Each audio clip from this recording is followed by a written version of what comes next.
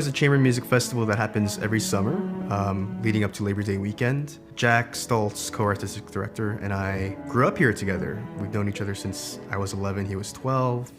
When I was growing up here, my friends would, want to come see me in performances, and they'd be like, all right, do I have to wear a suit? Do I have to wear a dress to come see your concert? Like, it felt so foreign and so formal to them. But there was one time we were in the cafeteria together. We were playing a game of cards, and they said, Siwoo, if you lose, since you have your violin on you, you gotta play for the whole cafeteria. And I lost.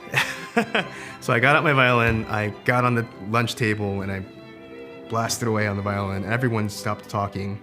And at the end of it, everyone just stood up and started clapping, and I was just like, this is awesome. These guys, most of these guys heard the violin for the first time, but they really enjoyed it. So I was thinking that it's not that classical music itself is foreign to the public, but the experience surrounding it has to feel relatable. So we wanted to give that angle a shot through VIVO Music Festival, because with this festival, we're hoping to raise awareness and enthusiasm for classical music and chamber music in Columbus, Ohio, our hometown.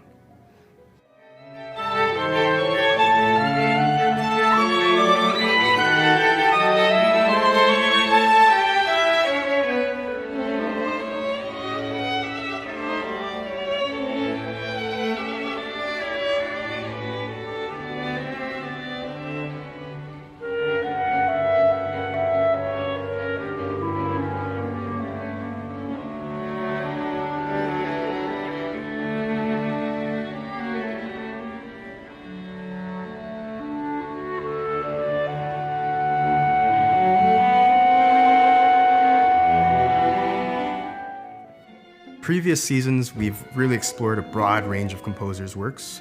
We went all the way from Georg Friedrich Haas, Gerard Grisey, Mendelssohn, Brahms, Dvorak, you name it. For this season, for the fourth, we wanted to harken back to the father of music, Johann Sebastian Bach. And one thing we both, Jack and I, find really amazing about Bach's music is that it's still so universal and relatable. Through that, we thought of the idea lunchbox. That's lunchbox. And we're taking these portable works to areas in the community in Columbus, Ohio, to folks who can't physically make it to the concerts themselves. So for instance, earlier today, we went to an assisted living facility and played through the Goldberg variations. For us, we think a lot about that chamber music mentality. We have our concerts, we have our venues, we have our partners, and we have our audience, and we bring them together for every event to create kind of a unique, once-in-a-lifetime experience.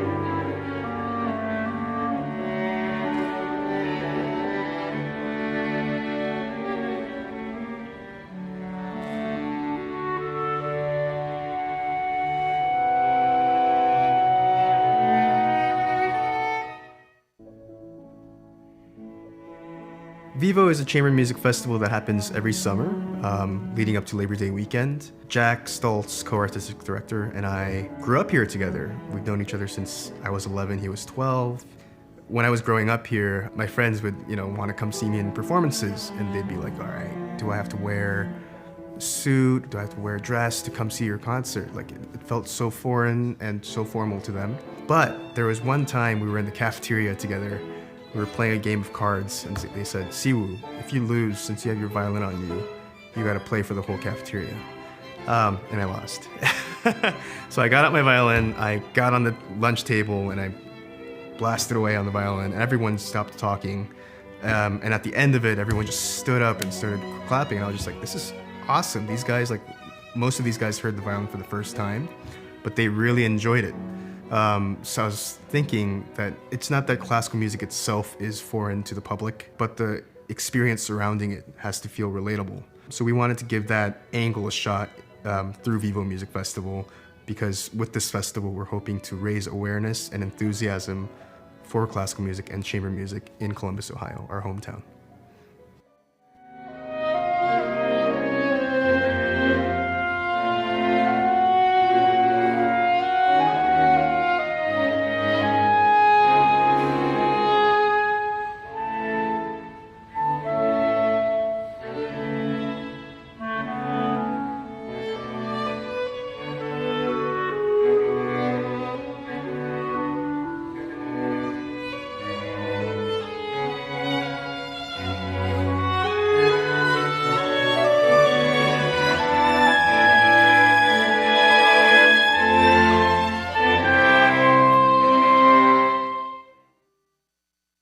Really explored a broad range of composers' works. We went all the way from Georg Friedrich Haas, Gerard Grisey, Mendelssohn, Brahms, Dvorak, you name it. For this season, for the fourth, we wanted to harken back to the father of music, Johann Sebastian Bach. And one thing we both, Jack and I, find really amazing about Bach's music is that it's still so universal and relatable. Through that, we thought of the idea lunchbox. That's lunch box. And we're taking these portable works to areas in the community in Columbus, Ohio, to folks who can't physically make it to the concerts themselves. So for instance, earlier today, we went to an assisted living facility and played through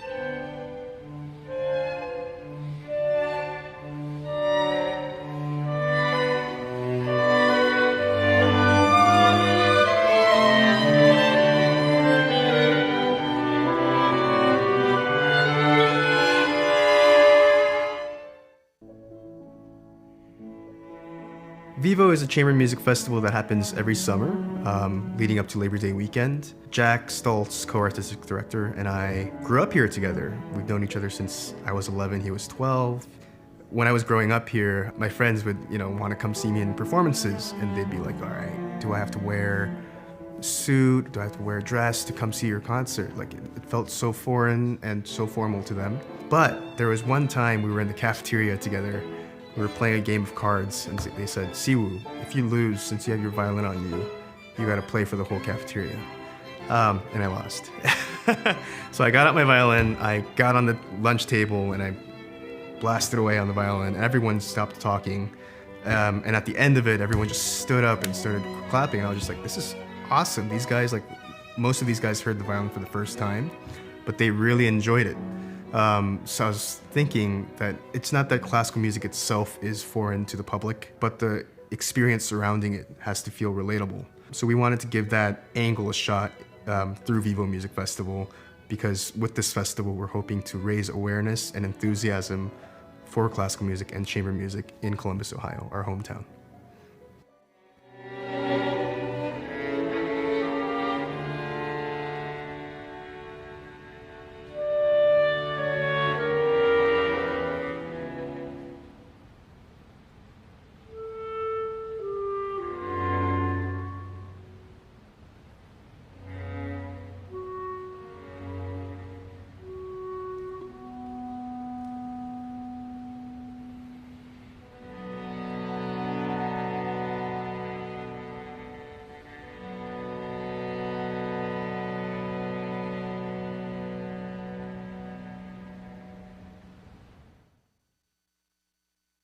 Really explored a broad range of composers' works.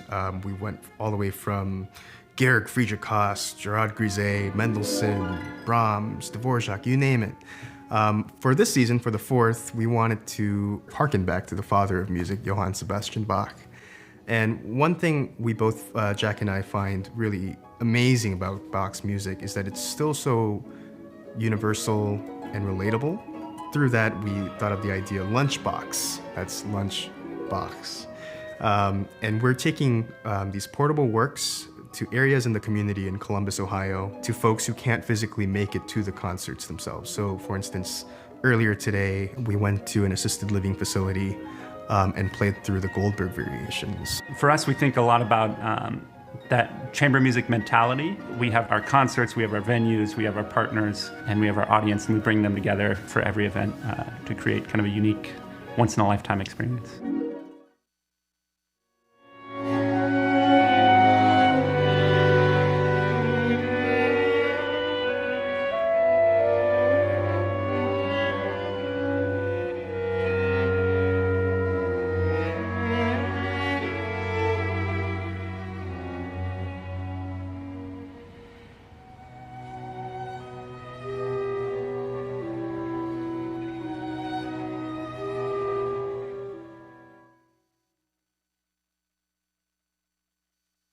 Hi, happy Sunday, and welcome to this online presentation by the VIVO Music Festival.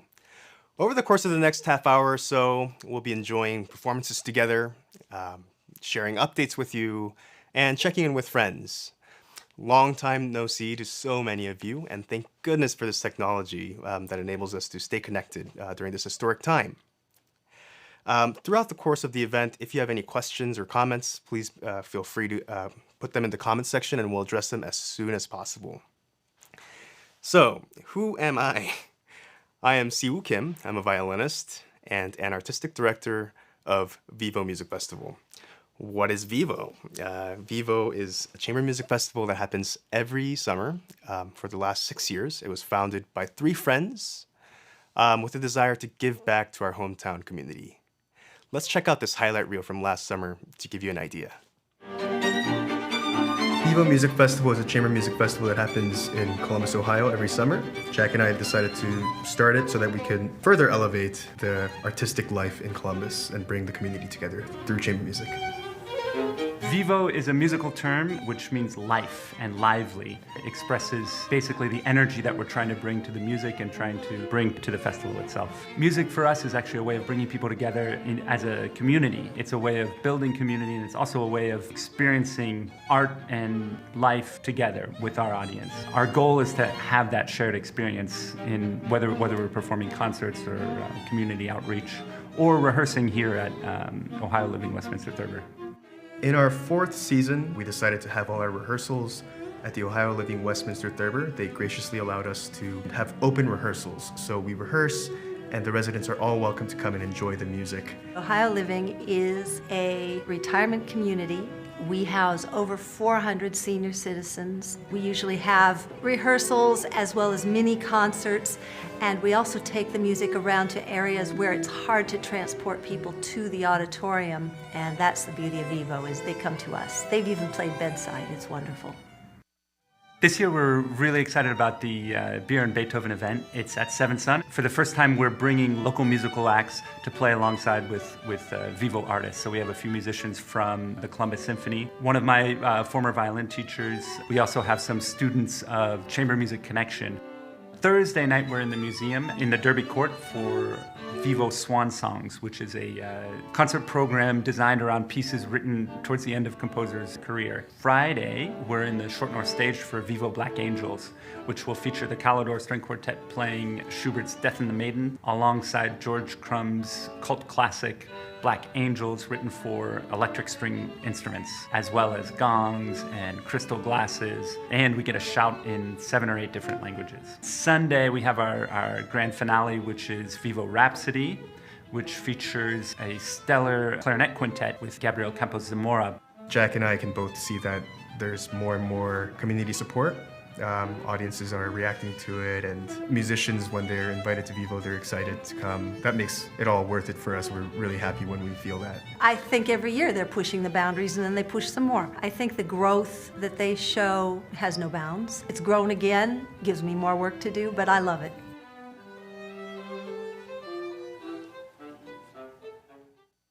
Hi everyone, I'm Ted, creative director of VIVO. We did a little bit of a musical chair during that last video playback. Well, I grew up in Columbus, Ohio, playing the wonderful strings program and orchestras. I did not go into a performance career like many of the talented musicians and founders of VIVO. However, it's important to us at VIVO that we continuously expand our comfort zones and be reminded of the many talented professionals that make up the music community. Ever since COVID began, we have been reflecting frequently on our next steps. Through our search for answers, we've grounded ourselves in our mission despite the limitations of the world.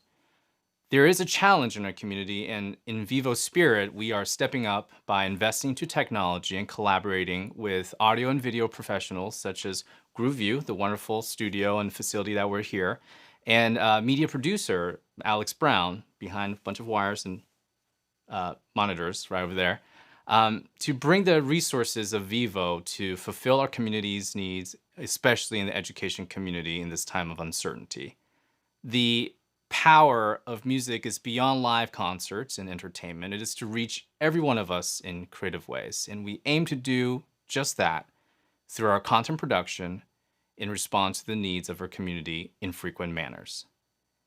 And now is a video message from Jack Stulz, the other founding member and artistic director, about what to expect and the activities for this season.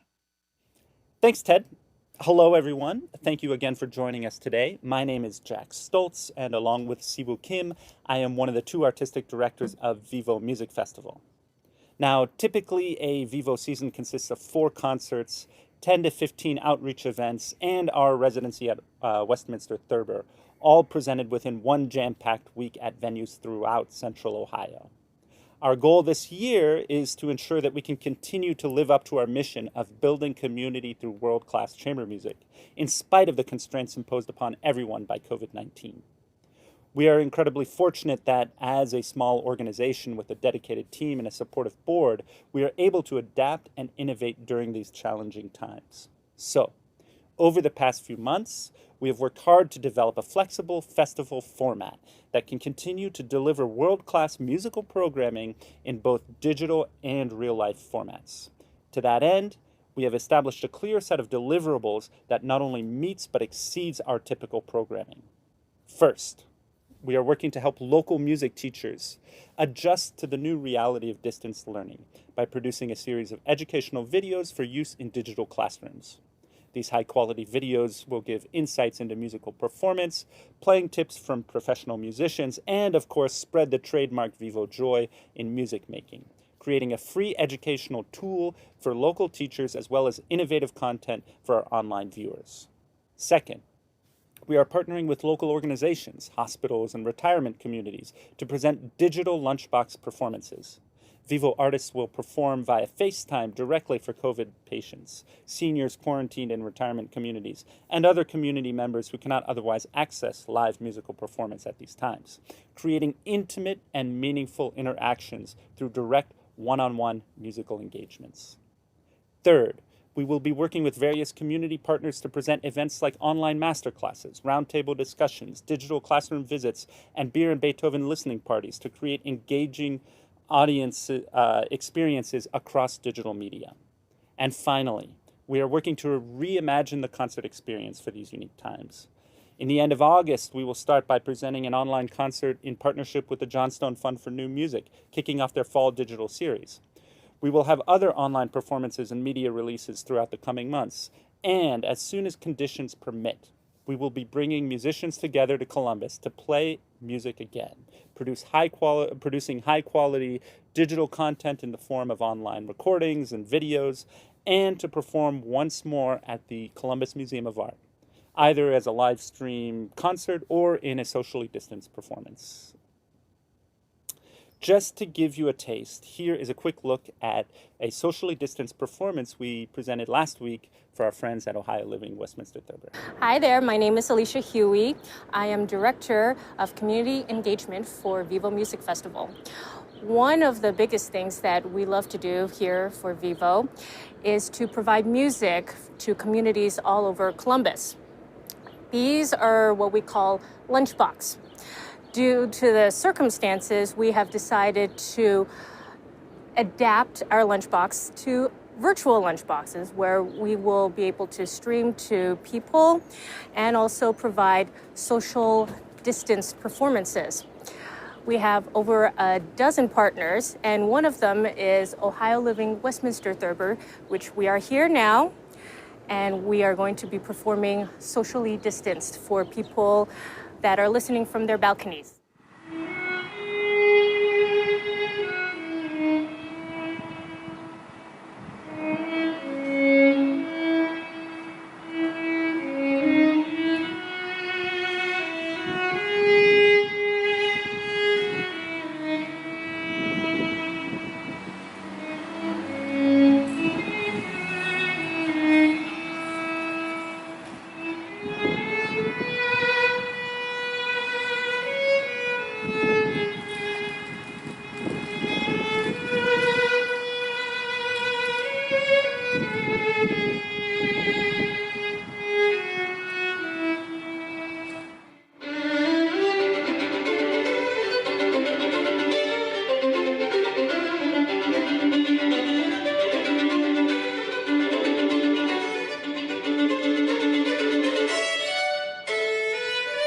So as you can see, we're making a lot of adaptations on the fly, responding to the needs and the circumstance of our world today, the changing times, constantly changing times. But wow, was it great to see some familiar faces. And speaking of which, I'd like to introduce our next guest. This is she's a wonderful, wonderful musician, exemplary human being, Bridget Kibbey, harpist. Siwoo, it's so good to see you. Hi, Bridget. I feel like you have this secret basement that's like a full recording studio with all this amazing lighting, and I'm seeing you in it. It's just like awesome. How'd you know? I didn't know. And it's so nice to see your place. I mean, I just remember like our many rehearsals there, and I miss it so much. But it's gonna come back real soon. Oh yeah. It's you here. And the fiddle right here, yeah. we'll be back together soon. But hey, Vivo won't be happening in the same way that it always happens. But I will tell you what, you've been. Your name's been coming up a lot from our audience members. Like, you have a lot of fans here, and they're just like, oh, the harpist, Bridget, when is she coming back? And we were, I think they're going to be really happy to see you in our, digital adaptations and everything. But please tell us about your experience here, live. I absolutely love your festival. Vivo is really operating as the vanguard of chamber music. And I think the way you do that is kind of allowing for a lovely 2-week template for friends to come together and really dig into repertoire. Sometimes you fly in and you spend a day preparing a concert and you perform, but 2 weeks allows you to really dig into the repertoire and then to explore Columbus. Being in Ohio, that's so special for me to see all these venues that you are developing and to try the different acoustics. And you're very thoughtful about your programming in terms of which pieces will resonate the best. As a harpist, I'm obsessed with resonance. And I just think you guys are so super savvy and fun about the way you make every event incredibly inclusive while welcoming your audiences into a sacred space. And that balance is really hard to create. So I love Vivo for that purpose. Oh, thank you so much, Bridget. And also, I think it's so cool, that we can welcome you back to your home state. And I know I understand there are a lot of family here. I always find that really cool. Yeah. Yes, my mom is one of 8 siblings. It's the Nestler clan. It's a German family that came over 6 generations ago. Cool. And if you add up all the members of the Nestler clan, which is now, I guess, 3 generations, there are 50 of us and counting. They keep having babies. It's growing every year. So it was so fun to play a couple years ago and have all the cousins of my generation show up to a concert. I think they took over a third of the Ohio Theater. It's just family reunion. The Kibbey clan, yeah. Yeah, exactly. Well, the first season you came here was the second season, and I think the first notes you played at Vivo, I believe, were from the Debussy trio for flute, viola, and harp. And I remember before the actual performance itself, one of my favorite memories at Vivo actually is a day where we went into the radio studio at WSU studio to do a live performance there and do a little talk and interview. And you guys, Matthew Lippman, violist, and Jackie Cordova-Arrington, flautist, amazing musicians, the 3 of you. It was like a dream team. And you guys knocked everyone's socks off at the studio. But then afterwards, it was supposed to be our lunch break.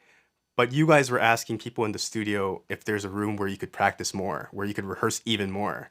And that, I remember, gave me goosebumps, because I know what it is like when you're just touring from one series and one festival to the other, and you're juggling tons of rep. When you get that chance to have some alone time and just kind of downtime, you take it, But you guys were so committed to making the music and bringing it to the highest level possible that it was very moving for me to see, and made from my perspective as an artistic director, just made all the work kind of worth it. But I. Oh, good. Yeah. I have a similar memory, actually. And I think that really points to the fact that you curate your musicians. You really choose musicians that you feel have a great chemistry with each other and on stage. And so it was my first time working with both Matthew and Jackie. And I have since worked with Matthew many times, and Jackie I would if she lived closer. But as harpists, we play the Debussy trio millions of times. My former teacher says she bought her house with the Debussy trio, right? So I think it's amazing that I remembered that working process so much, because Matthew and Jackie had so many interesting things to say about the piece that kind of broke me out of what I was used to, and vice versa. I think we really had a lot to dig in. And so we really, a good collaboration and any good friendship is you're sharpening each other. You're being honest about what you want to work on, and you really dig deep. And then when you get into the performance, you can just let go and fly. So I felt like that was a great example of that really fun collaboration where you're really hard on each other, but you're laughing at the same time. Absolutely. So. And, let's just check it out. Let's check out the performance, because it was so beautiful. And, the performance is a culmination of all the work. And I for me, the working process is maybe even more special. But wow, as an audience member, what a joy it was to listen to that Debussy. And awesome that we can watch it now. Bridget, thank you so much for being with us today. And let's. Such a pleasure. Thank you. And let's enjoy the 'Debussy'.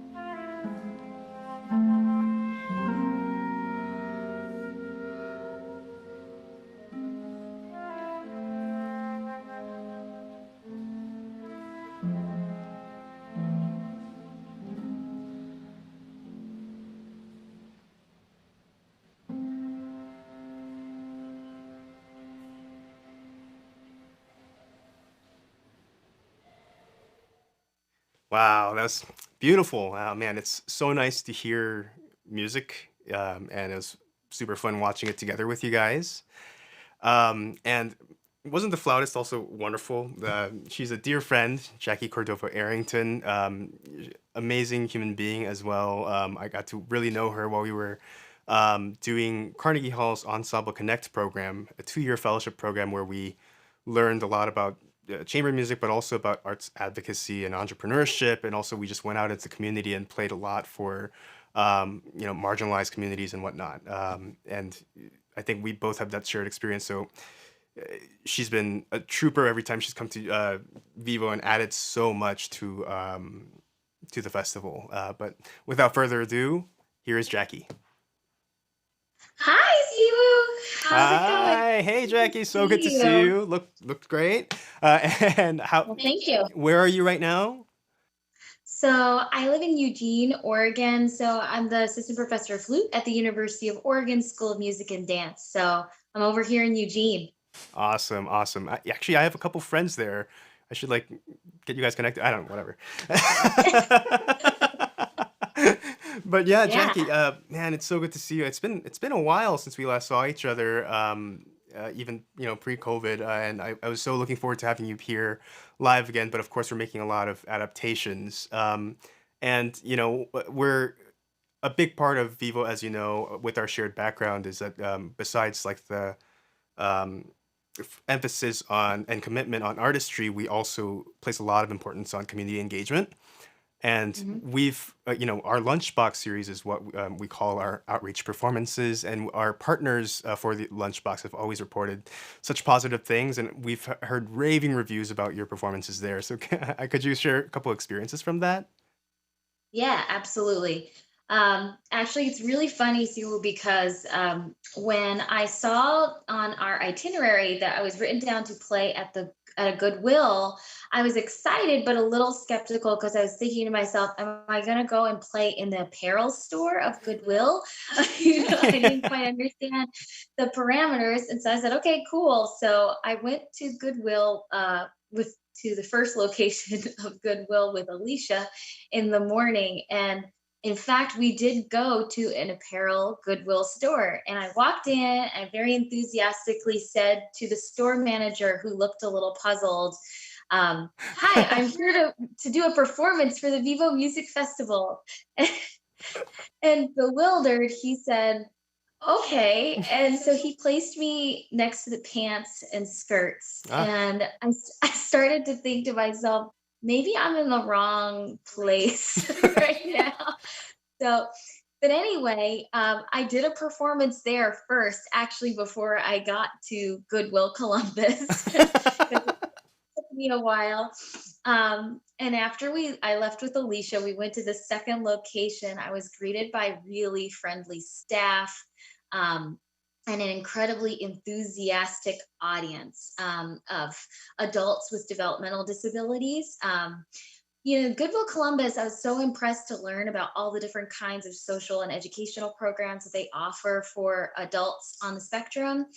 And I was just so thrilled to be able to share in that day with them. I played the Bach A minor partita for flute, which is something I play often.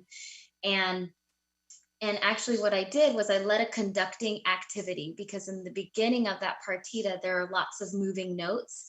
And a lot of times when I'm thinking about Bach, I think about movement and associate a lot of Bach's music with movement. So why not have some movement introduced with some conducting?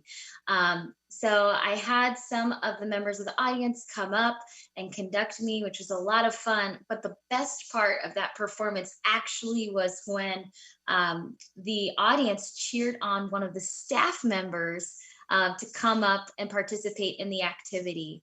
And in that moment, it just really made it apparent to me how incredible this community was and how grateful I felt to be invited into that community to share an experience of music.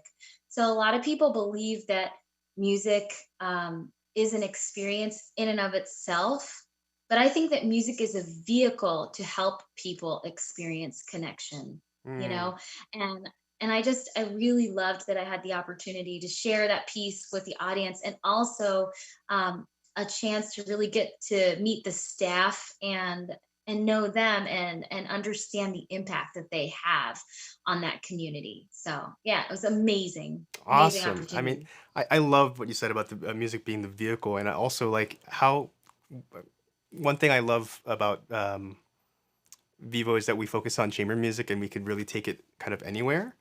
And while we're in this current circumstance with the pandemic, people are flocking to innovate using technology, and it's just going to show how even playing for somebody through like a phone, through FaceTime, it could make someone's a day really.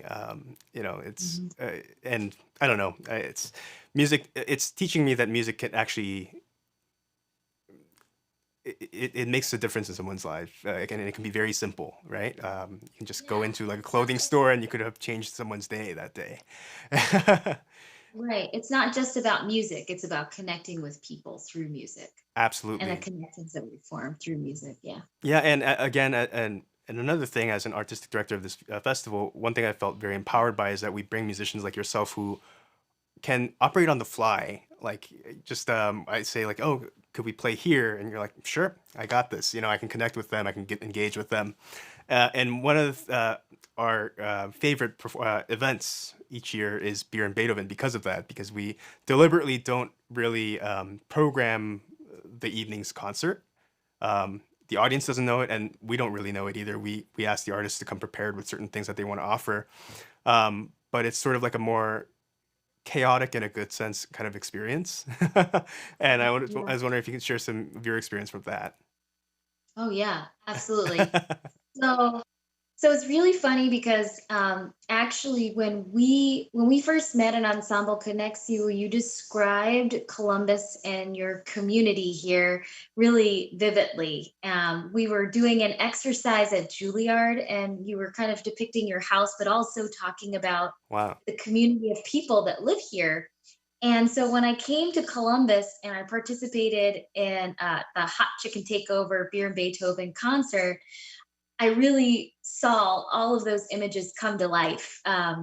You know, Beer and Beethoven is sort of like a mashup between like your favorite concert and your favorite family barbecue, like, or a reunion, because everyone that goes to Beer and Beethoven, they just have such strong ties to like you, Jack, and Jeff. And, you know, I mean, it's so exciting to play those concerts because the audience is, although small and it's intimate, they're raucously applauding for us and everyone is rooting for us. I believe I played the last time was like the Mozart flute quartet, which is one of my favorite pieces to play. And I remember walking in and the audience was like shouting, you know, for it was almost as if I were at a rock concert. And I have to say, as a classical musician, I've always have wanted to be a part of some sort of pop performance because of the enthusiasm of the audience.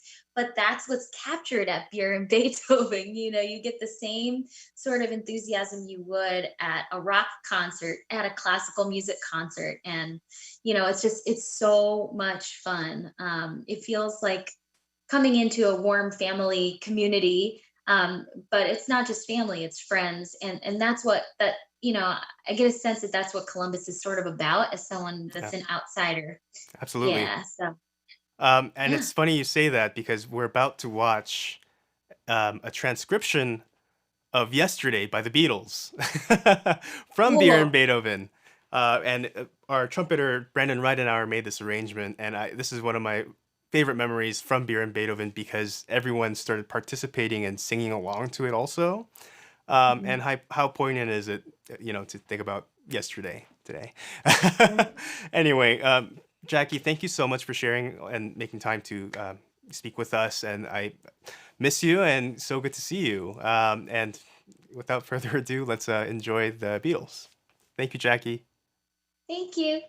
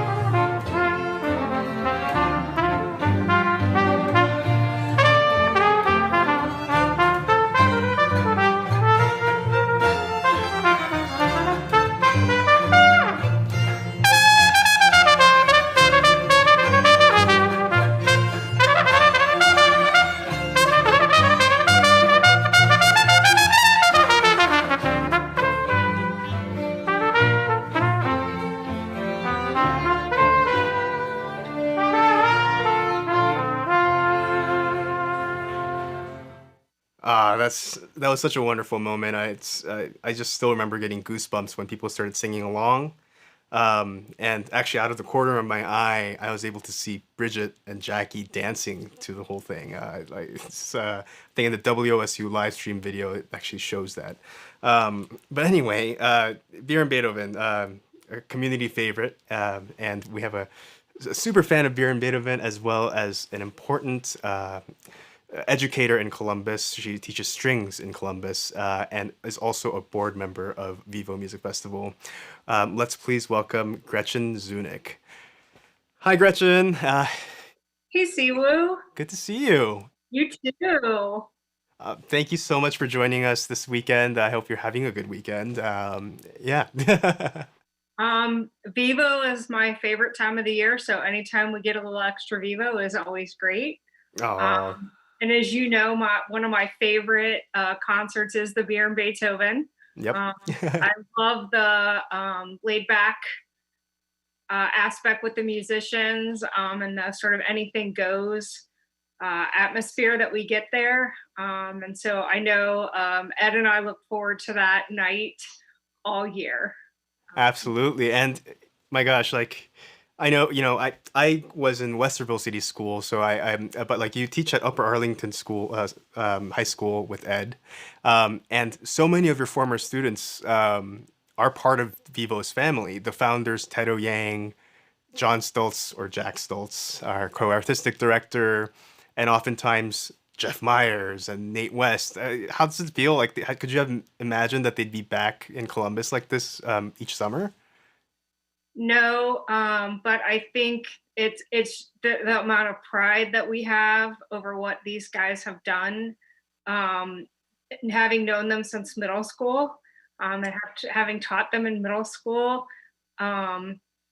It doesn't surprise me that they're doing this, but I'm just so proud of them for bringing their talent and their musicianship back to Columbus every year. I think it's a great thing for this community. And just selfishly, how much I love having them back and getting to see them.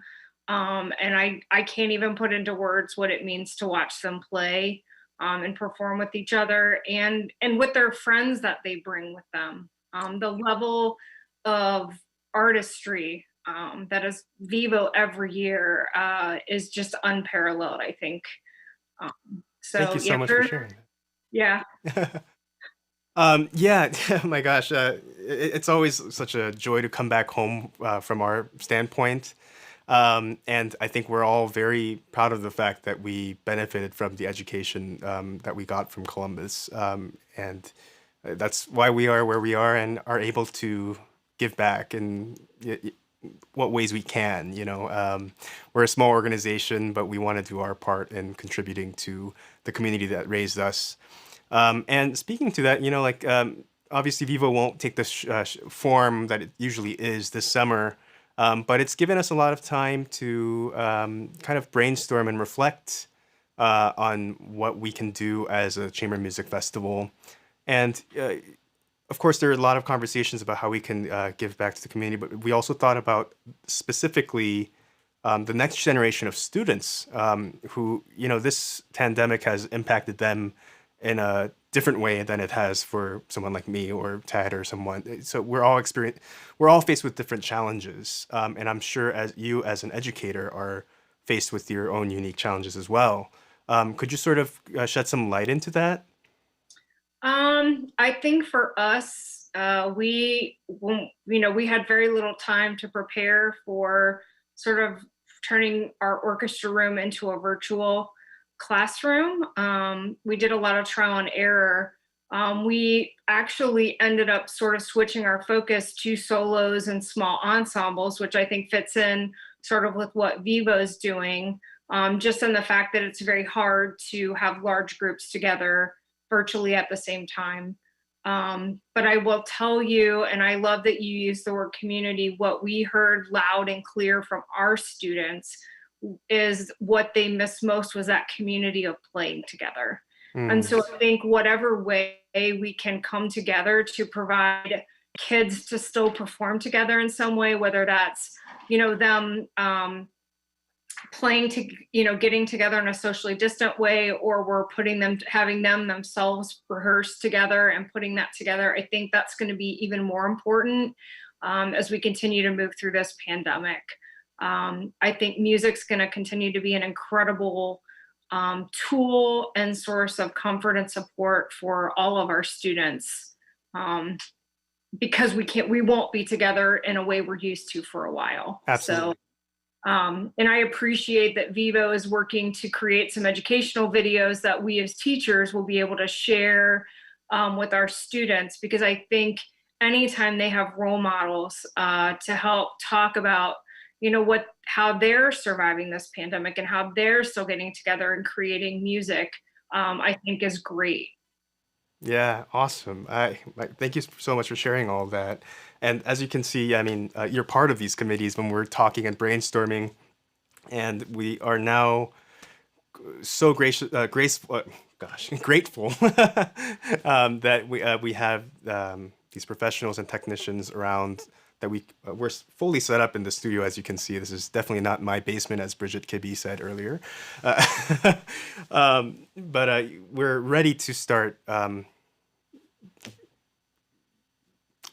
delivering these contents and videos and maybe even assignments. I'm not part of the education committee, but I've been hearing through the grapevine all these different project ideas, such as like recording, maybe a VIVO musician recording one line of a duo and sending it to a student, Right. and they would make a video with that and talk about how to learn about ensemble rhythm through those kind of assignments. And this is all real time. We're all thinking on the fly. I think that's sort of the silver lining of this pandemic, is that everyone is super empathetic, because we're all in the same boat of having to become Right. so flexible.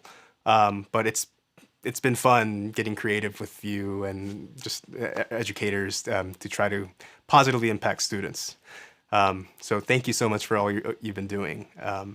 Well, I'm just thrilled to be included. Dan VIVO is one of my favorite things, and I'm just so excited we can still come together and have any kind of VIVO, even though it won't be the VIVO we're used to. I think that even makes it more exciting, that we still get to come together and create things and help kids and be together as a community.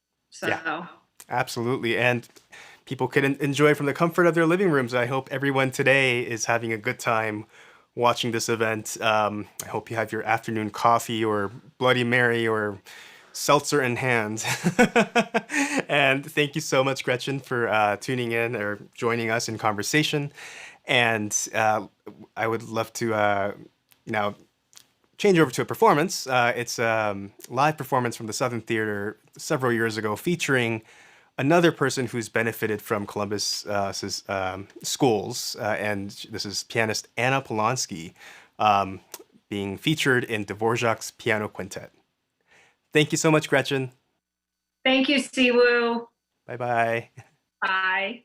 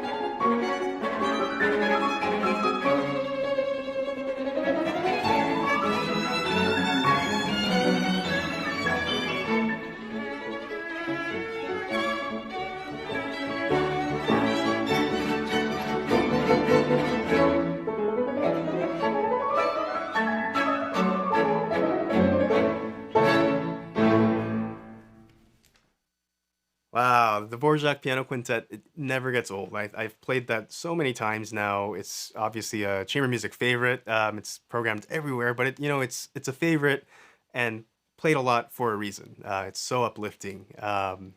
And now I'd like to welcome one of our board members and a dear friend, Marilyn Harris, who's also a resident at the Ohio Living Westminster Thurber, where we do our residency. So Marilyn, can you hear me? I can. Hi there, Siwoo. Hi, Marilyn. Beautiful as always. Good to see you. Well, please. The music is what's beautiful. That piece is just stunning. I remember hearing it at the Southern Theater, and it was just marvelous. Oh, wonderful. Well, how's your weekend going at the Ohio Living? Warm. Warm, yeah. Well, it was very nice to see you a couple of weeks ago when I played outdoors for a distanced audience there. Yes, we're so fortunate to have you come and visit us as you do, even during this time when you can't be indoors like you are when you're here during your residency, which is such a special time in the summer for those of us here at Ohio Living. It just is an example of how you give back to the community. When I see you perform bedside in healthcare and maybe a duo in the memory care unit, really warms my heart. It's sort of part and parcel of what VIVO is in the community. Oh, thank you so much, Marilyn. Yes, I mean, it definitely makes the entire experience so much more fulfilling for us to journey into the music deeper and deeper, but also contribute to society as citizens of the society. So we love our partnership with OLWT, and we're looking forward to continuing to connect with individuals in distance performances if safety permits, and also through our digital performances through FaceTime and whatnot. How lucky are we to have this? I think I've said this 3 times during this event, but how lucky are we to have this technology that I cannot operate? This is not stuff I'm savvy at. But yes, Marilyn, and also you have helped us so much as a board member as well, and I think that's a labor of love, I have to say. From the first time I heard you, I think 5 years ago at the Short North stage when the John Stone Fund sponsored one of your first concerts, I think, and I was just blown away by your musicianship, and most of all your joy of playing, and that's what is evident in everything you do, the joy of music, and it brings a great deal, I feel, to our community, and particularly to young people who've not been exposed to classical music as often as I would like, but things like your Beer and Beethoven that I went to and saw how young people responded to you. It's truly special. Oh, thank you. And I mean, we're lucky to be getting more and more fans and more supporters over the years. I mean, I can't believe this is our 6th season already. I mean, certainly unique challenges, but we are celebrating it. And we're very grateful that there's been a challenge by an anonymous donor who said they will match up to $8,500 for increased or new donations to VIVO. So this, we were, Marilyn, you and I were working on setting up a live, fundraising gala experience before the world kind of changed, and here we are now, and this is our final sort of fundraising drive, if you will. Yeah. Well, if the folks that have enjoyed this afternoon's program and who have had the pleasure of enjoying you over the past few years value your contribution to our community, I hope they'll join me in making a contribution today. I know your season moving forward is going to be the 6th season reimagined, won't be like it's been in the past, but the musicians still need to be paid. And their livelihood has been cut short with concert halls closing and orchestras shutting down. So it's important we keep the music alive, VIVO vital, and our musicians compensated. Thank you so much. Yes, that's certainly a big issue, but also, and exactly as Marilyn said, but also the contributions will be, the musicians will then take that contribution and also funnel it right back into the community by spreading joy of music to individuals everywhere. And, you know, thanks to the internet, not solely just Columbus now, but we have the potential now to reach even more people who are lonely and who need connection and who need music in their lives. So thank you so much for your consideration. And Marilyn, thank you so much again for joining us. And thank you so much for, thank you. It's just been a pleasure, and thank you. Oh, so sweet. Well, everyone, I hope you enjoyed today's program so far. I mean, we're now getting to the end of the program. This is definitely uncharted territory for us. Please give us a comment if you liked what you experienced. This is, you know, maybe this is a direction that we'll be able to connect with you further and more often. And again, I want to take this time to also thank all those who have been so helpful during this time, these challenging times, like the outpour of support that we've been getting from professionals and for financial resources. Everything has been very heartwarming, and it's yeah, we're going to be able to continue bringing culture and music to you, just in different and more creative ways. And at this time, I'd like to invite over our fearless and fancy moderator who's been commenting to you during this video. And let me get my mask on. Can you also put your violin down for me? Oh, right. It's a prop. Hey, everyone. Oh. We good, Alex? All right. Eric, audio good? Hey, guys. It's Ted.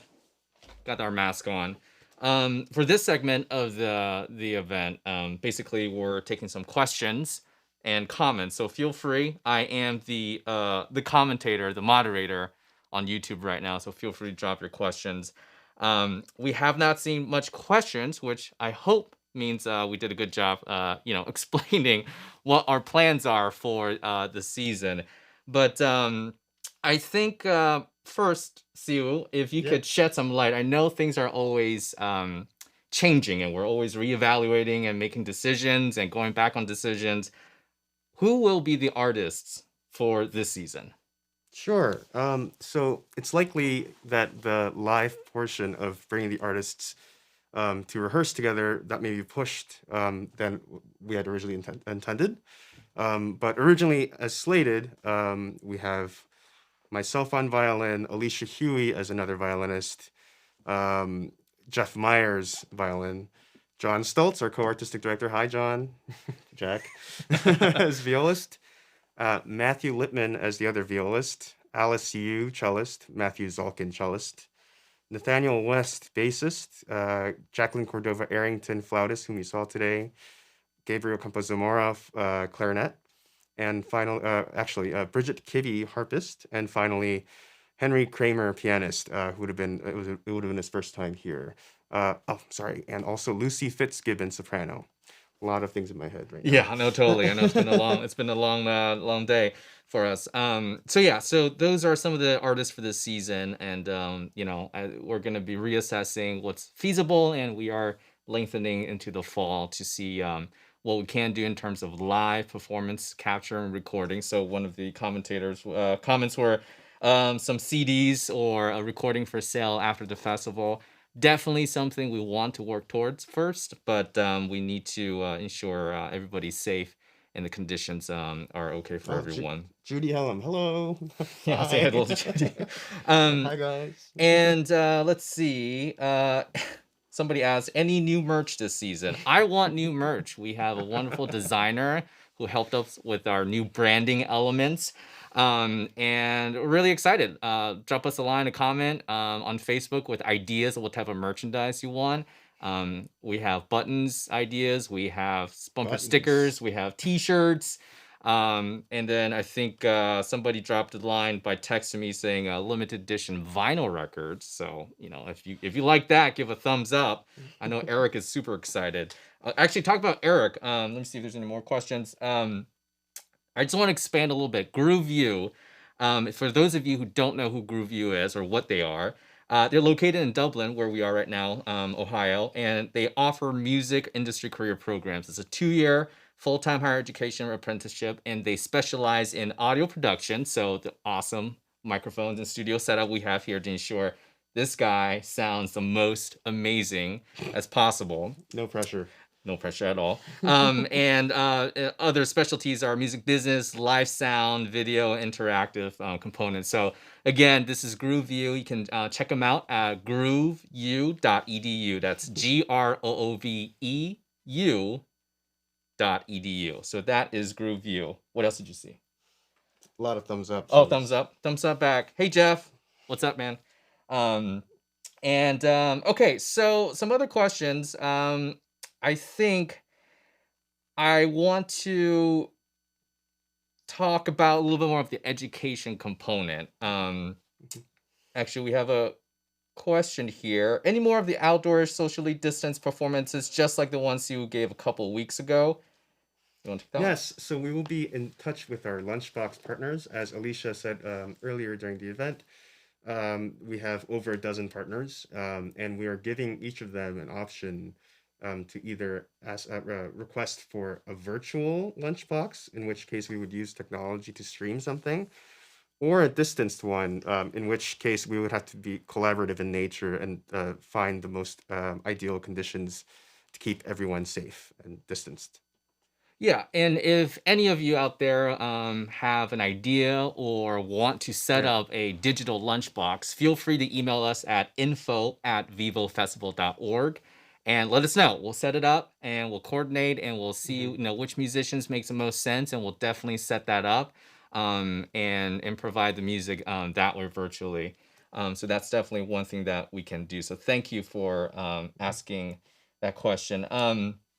Can you confirm the best way? This is from Karen. Karen, thanks for the engagement. I see you commenting there. Awesome. Upcoming performances, is it to sign up to a newsletter? Yes, signing up to our newsletter is the best way to stay up to date on the content releases and what we're about to do. Definitely, it is, I think in this uncertain time, we are making the best forecast as much as possible. It's right now about 2 weeks. So imagine 2 weeks ago, we finally nailed this down and decided to go to do those the setup. So definitely stay tuned through our newsletter. That's the best way, as well as Facebook, which is facebook.com/Vivo Festival. Actually, and I am not so great with technology, but I feel so grateful to have this awesome crew here. And we're gonna go and thank each of them, but also Ted. He, with our designer, designed a brand new website that's so beautiful. I mean, it was unveiled like a couple days ago. So if you go there, I believe at the top of the page, there's a way to just sign up for the newsletter, very intuitive. As well as if you decide you'd like to contribute towards VIVO, make a tax-deductible donation, then that is also very intuitive. There's a platform called DonorBox that's been embedded, is that the right terminology? Yeah. To our website. Yeah. Okay, well, I think that is it for time in terms of what we can do now in the Q&A. So let's see, I think you have a special treat for everyone, right? Yeah, we'll see. Well, now Siwoo's going to perform a little bit, and I'm going to scooch here. So enjoy the rest of the program. Thanks, everyone. This guy's been very good and quiet all this time. And it'd be a shame to just use it as a prop. So, as a little, tell us a little bit about the violin? A little encore. Oh, about the violin. Sure. Well, I believe this violin belongs to a very kind man who's allowing me to use it. and I was actually very excited to have the live Vivo portion this year before COVID to share this violin's luminous sound with everyone. Um, and it's a violin that was built in 1753 by a maker named G.B. Guadagnini. It was made in Milan, Italy in 1753. And it's found its way through, I think, Boston, Florida, New York, everything throughout its course of its life. And now it sits here with me in Columbus, Ohio at Groove View.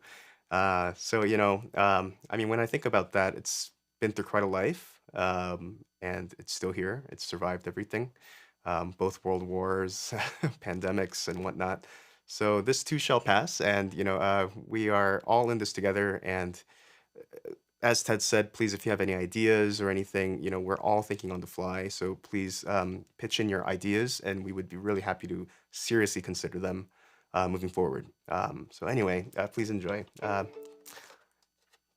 Maybe I should be taking requests at the comment section. Yeah.